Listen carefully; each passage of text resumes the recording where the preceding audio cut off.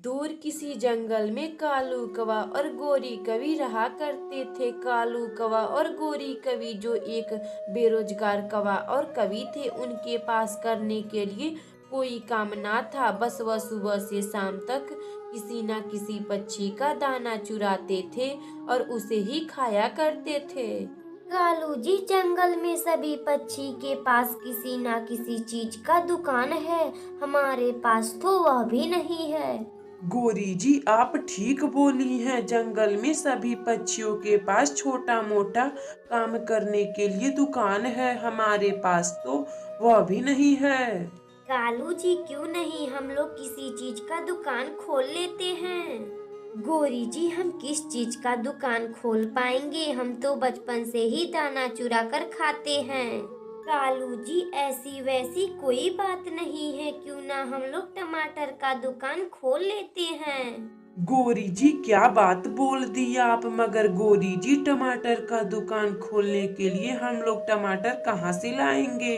कालू जी, यह भी पूछने की बात है। आप जंगल में जाइए, किसी भी पक्षी के खेत में से टमाटर चुरा लाइए, हम उसे ही बेचेंगे।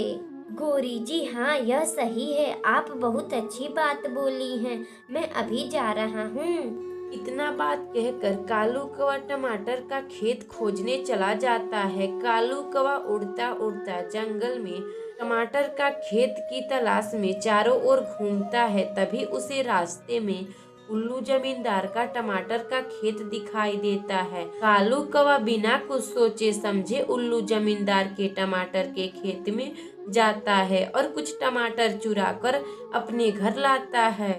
कालू जी, आप यह कितने लाल लाल टमाटर लाए हैं, मुझे बहुत अच्छा लगा। गोरी जी, कल से ही हम अपना टमाटर का दुकान लगाएंगे। अगली सुबह कालू कौवा और गोरी कवि अपना टमाटर का दुकान खोल लेते हैं। कालू कौवा और गोरी कवि का दुकान खुला देखकर रानू चिड़िया आती है। चिड़िया, तुम्हें कितना टमाटर चाहिए, हमारे दुकान पर बहुत सारे टमाटर हैं। कालू भैया, मुझे 2 किलो टमाटर दे दीजिए, मैं पैसे आपको 2 दिन बाद लौटा दूंगी। रानू चिड़िया, हमारे दुकान पर उधार नहीं मिलता है, चल भाग यहाँ से। कालू भैया, मुझे आप यह टमाटर दे दीजिए, मुझे इन टमाटरों की बहुत जरूरत है। चिड़िया, तू पहले जाकर पैसे ला, तभी मैं तुम्हें टमाटर दूंगी। फिर रानू चिड़िया पैसे मांगने उल्लू जमींदार के पास जाती है। उल्लू जी, मुझे कुछ पैसे उधार दे दीजिए, मुझे टमाटर खरीदना है। रानू चिड़िया का बात सुनकर उल्लू जमींदार को शक हो जाता है। ये लो चिड़िया, 200 रुपये, इसे लेकर जाओ और तुम टमाटर खरीद लेना। फिर रानू चिड़िया 200 लेकर कालू कौवा और गोरी कवि के पास आती है। कालू भैया, मुझे 2 किलो टमाटर दे दो, ये लो पैसे। कालू जी, आप इस चिड़िया को 2 किलो टमाटर तौल कर दे दीजिए। फिर कालू कौवा चिड़िया को 2 किलो टमाटर तौल कर दे देता है। उस दिन से कालू कौवा अपना टमाटर का दुकान लगाकर खुशी खुशी रहने लगता है।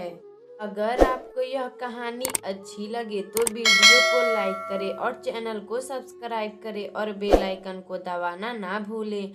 हमें कमेंट बॉक्स में बताएं कि हमारी कहानी आपको कैसी लगी।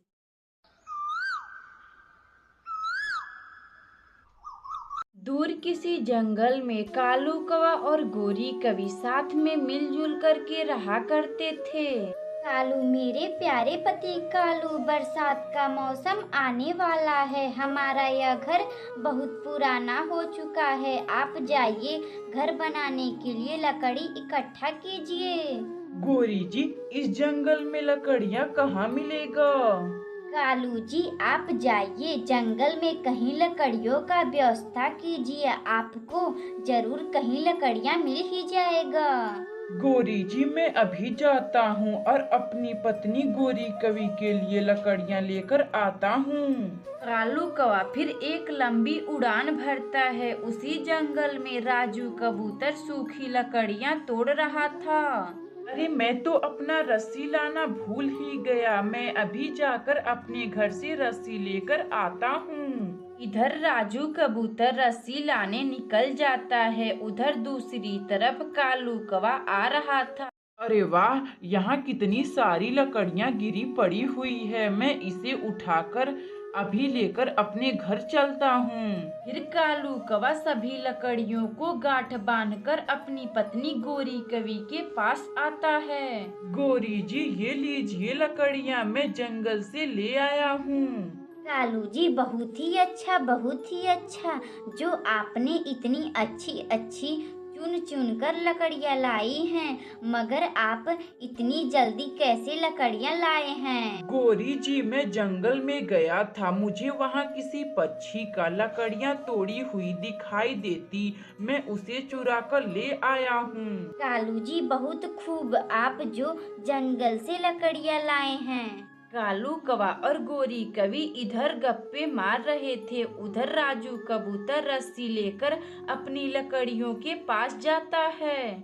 मेरी सभी लकड़ियाँ कहाँ चली गई? मेरा सभी लकड़ियाँ कौन चुराया है? राजू कबूतर अपनी लकड़ियों को ना देखकर वह रोने लगता है। फिर राजू कबूतर अपनी लकड़ियों को पूछने के लिए उल्लू के पास जाता है। उल्लू उल्लू, मेरे प्यारे दोस्त उल्लू, मेरा लकड़ियाँ चोरी हो चुका है। आपने मेरी लकड़ियों को चुराते किसी पक्षी को देखा है क्या?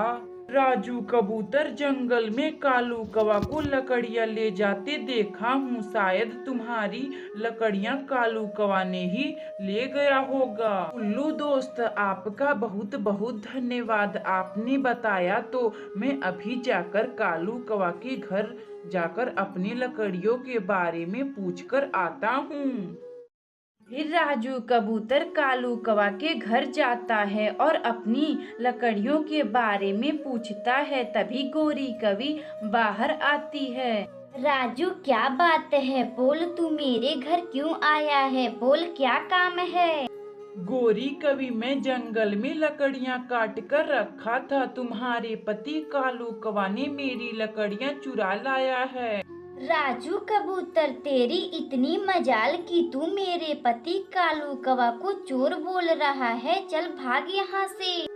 गोरी जी, मैं सच बोल रहा हूँ, तुम्हारे पति कालू कौवा ने मेरा लकड़ियां चुराया है।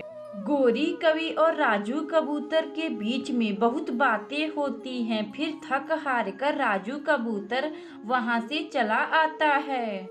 कालू जी, चलिए अब हम लोग इन लकड़ियों का घर बनाते हैं। मैं राजू कबूतर को घर से निकाल दी। वह मेरे पति कालू कौवा को चोर बोल रहा था। फिर कालू कौवा और गोरी कवि साथ में मिलजुल करके लकड़ियों का घर बनाते हैं और खुशी खुशी रहने लगते हैं। अगर आपको यह कहानी अच्छी लगे तो वीडियो को लाइक करें और चैनल को सब्सक्राइब करें और बेल आइकन को दबाना ना भूलें। हमें कमेंट बॉक्स में बताएं कि हमारी कहानी आपको कैसी लगी।